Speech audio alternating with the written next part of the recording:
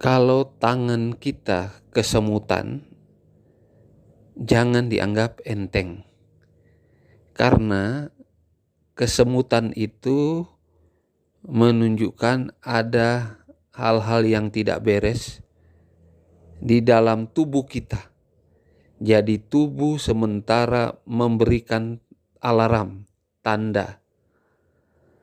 Kalau kita analisa, sering mengalami kesemutan ini bisa jadi ada tanda dari paling kurang 8 penyakit yang kita bisa ketahui jika terjadi kesemutan di bagian tangan kita.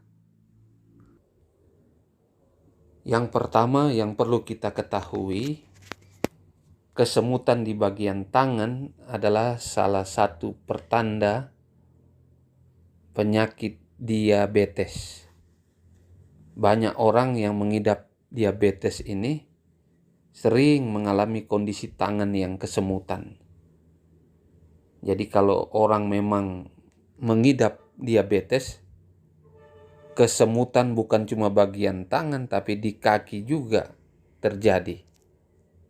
Dan akhirnya setelah kena diabetes akan mengalami kerusakan saraf yang ringan sampai parah. Yang kedua adalah stroke. Meski kalau kesemutan itu tidak berarti stroke, tetapi ini bisa terjadi penyebab tangan kesemutan. Tubuh memberikan tanda bahwa ada stroke di dalam tubuh kita dengan memberikan tanda tangan itu kesemutan.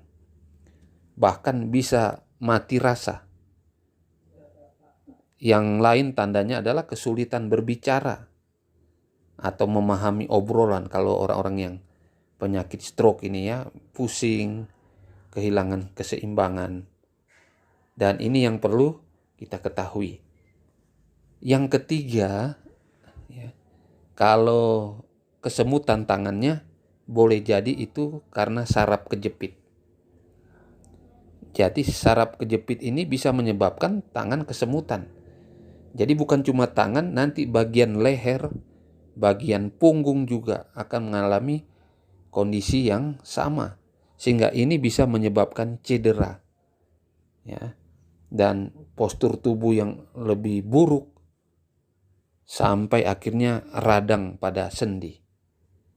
Jadi selain kesemutan di bagian tangan, untuk saraf kejepit juga harus diperhatikan rasa nyeri ya yang terjadi bagi orang yang menderita saraf kejepit. Yang berikutnya adalah gejala dari penyakit carpal tunnel.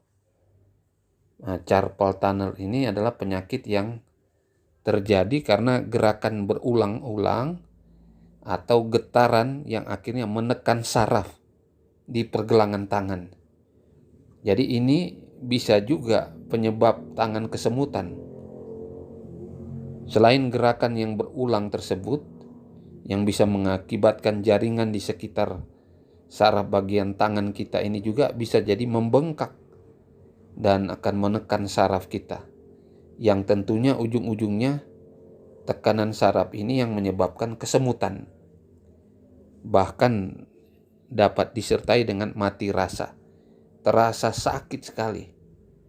Dan akhirnya salah satu dari tangan kita yang mengalaminya jadi lemah. Itu gejala penyakit carpal tunnel. Kesemutan juga yang kelima ini terjadi oleh karena gangguan tiroid. Jadi kelenjar tiroid yang ada pada setiap manusia itu bagian leher umumnya itu fungsinya untuk menghasilkan hormon yang mengatur metabolisme tubuh. Tetapi ketika tiroid ini kurang aktif ya atau hipotiroidisme, dapat terjadi ketika memproduksi terlalu sedikit hormon, dan itu terjadi gangguan pada tangan atau kesemutan pada tangan. Yang berikutnya adalah penyakit ginjal kronis. Kesemutan tangan juga menandakan boleh jadi itu penyakit ginjal yang dialami kita. Lalu yang ketujuh ini serangan jantung.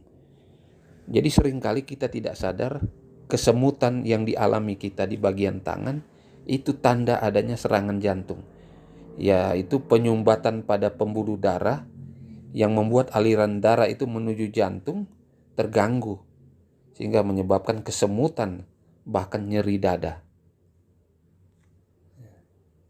Peredaran darah tidak lancar juga dapat menyebabkan kesemutan di tangan. Baru vaskulitis. Vaskulitis ini adalah peradangan pada pembuluh darah yang menyebabkan perdarahan pada dinding pembuluh darah.